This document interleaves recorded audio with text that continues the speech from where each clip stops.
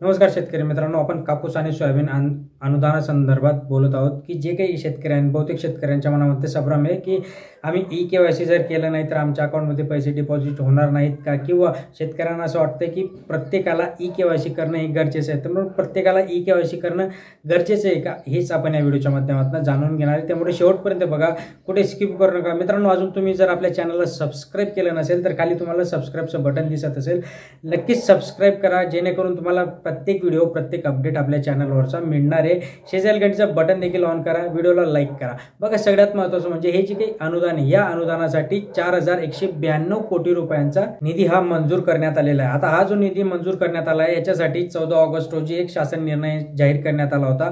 आणि या शासन निर्णयानुसार जे काही SBI मध्ये ही जी अमाऊंट आहे, ही SBI मध्ये वर्ग करण्यात आली होती.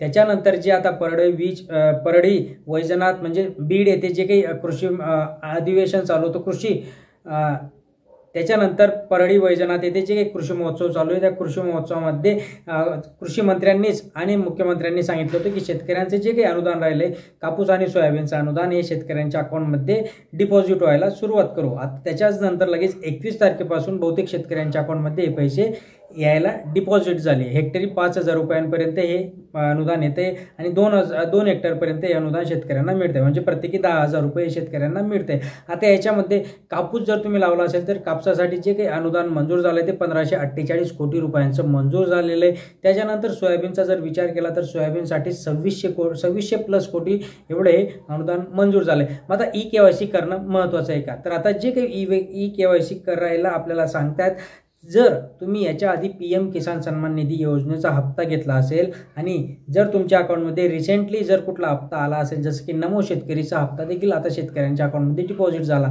जर असे काही हप्ते तुमच्या अकाउंटमध्ये येत असतील तर तुम्हाला हे ई-के-वाय-सी करणं गरजेचं नाही. बट जे काही शेतकऱ्यांनी आता नवीन रजिस्ट्रेशन केलं असेल PM किसान किंवा वेगवेगळ्या योजनांसाठी, तर त्यांना ई-के-वाय-सी करणं हे बंधनकारक असणार आहे. कारण की ही जी अमाऊंट आहे ही DBTच्या माध्यमातून शेतकऱ्यांच्या अकाउंटमध्ये डिपॉझिट होते. आता शासनाकडून आपल्याला 3 गोष्टी तिथे जमा कराव्या लागतात जर ई-के-वाय-सी करताना. ई-के-वाय-सी करताना आपल्याला संमतीपत्र देखील द्यावं लागतं की जे काही DBTच्या माध्यमातून पैसे आपल्या अकाउंटमध्ये डिपॉझिट होणार आहे, जो काही आधारचा डाटा असतो तो आधारचा डाटा ते आपण तिथे त्यांना परमिशन देतो की तुम्ही आमचा आधारचा डाटा यूज करू शकता. नंतर जे काही सामाजिक क्षेत्र असतं, म्हणजे 10-12 लोकांची नावं असतात, तर अशापैकी एखाद्याचं आपल्याला तिथे संमतीपत्र किंवा ना हरकत पत्र आपल्याला तिथे घ्यावं लागतं. त्याच्यानंतर मित्रांनो, हे जर गोष्टी तुम्ही केल्यात तर तुमच्या अकाउंटमध्ये पैसे डिपॉझिट लवकरच होतील. म्हणजे आता त्याचं डिपॉझिट होणं तर चालूच आहे, बट जर तुम्ही हे लवकरात लवकर केलं तर नक्कीच तुमच्या अकाउंटमध्ये पैसे डिपॉझिट होतील. अशीच महत्त्वपूर्ण माहिती आपण देत असणार आहे मित्रांनो. त्यासाठी जे काही मी मगाशी म्हटलं, सबस्क्राईबचं बटन दाबा, लाईक करा व्हिडिओला, नोटिफिकेशनसाठी बेल आयकॉन प्रेस करून घ्या. धन्यवाद.